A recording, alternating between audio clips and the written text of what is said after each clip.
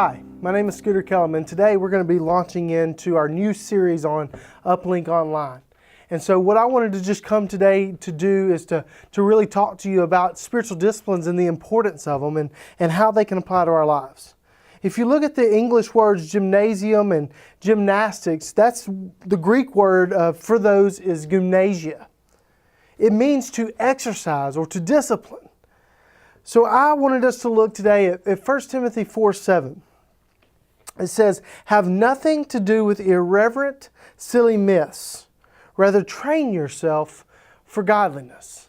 So when we think about training ourselves, when we think about in youth ministry doing it well, we have to make sure that we are training ourselves as well as just pouring out into our teenagers or into our staffs. It is important and vital in our own lives that we are training ourselves for godliness. If you look at discipline, sometimes it can be a negative or it can be a checklist or it can be things like that. And I truly believe that discipline without direction is drudgery. And so if we look at discipline and we look at it as drudgery, then normally we don't have the direction. So I want to give us direction today. In our short time together on this video, I want us to think about our direction being Christ-likeness or holiness. But so many times it's easy for us to just think, well, we're doing good things, or we're in the right places, or we're talking to the right people. But we aren't merely to wait by being in the right places or the right time for holiness. We are to pursue it.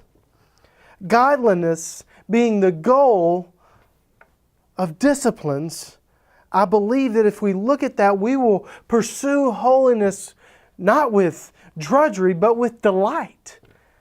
When you look at pursuing holiness, you can go back again to the scripture, 1 Timothy 4:7. Have nothing to do with irreverent, silly myths, rather train yourself for godliness. And so, again, in order to pursue holiness, we are to not focusing on the training yourself as much as having nothing to do with irreverent, silly myths. Godly people are disciplined people.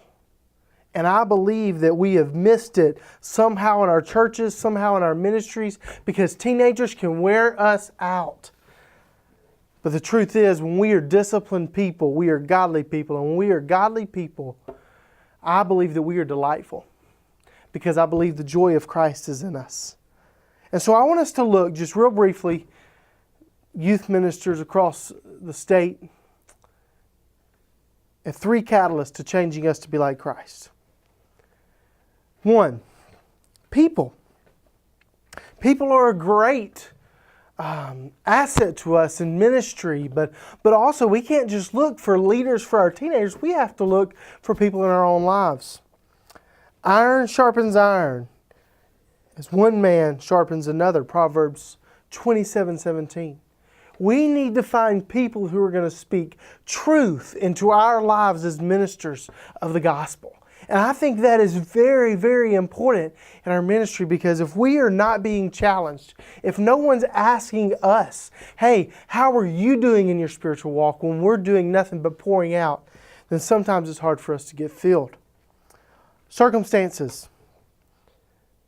Romans 8:28 says, "And we know that for those who love God, all things work together for good, for those who are called according to His purpose." That's not an always easy scripture to live by, because sometimes they just get so tough that we have a tough time with that. But when we love God, we have to trust in Him. Not that it's always easy, but that He's got us in His hands. But lastly, and this is going to be our focus for the next year as we are launching this for the first time, I want us to take at the first of every month, and I want us to really look at the spiritual disciplines, and hopefully not only this video as an introduction, but also I want us to look at hopefully pouring into your life as we unpack 12 spiritual disciplines. We can look at those, and this is a way that we personally can help the process. There are some inward disciplines, internal, personal controlled things that we can do. 1, meditation. 2, prayer, fasting. And 4, study. And then there's some outward disciplines, still personal, but outward disciplines. Simplicity, solitude, submission, and service. But then there's some things that we as the church, that are corporate disciplines, external group controls, things about people that you're around, and maybe not the church as a corporate level, but some people in the church. The last four in this category would be confession, worship, guidance, and the much needed celebration. I hope that you will join us throughout this journey for the next year in really diving into the spiritual disciplines, and hopefully we can enrich your life as we pour in to you here at UPLink. Thank you so much for what you do and for being obedient to God's calling in preaching and ministering for the gospel.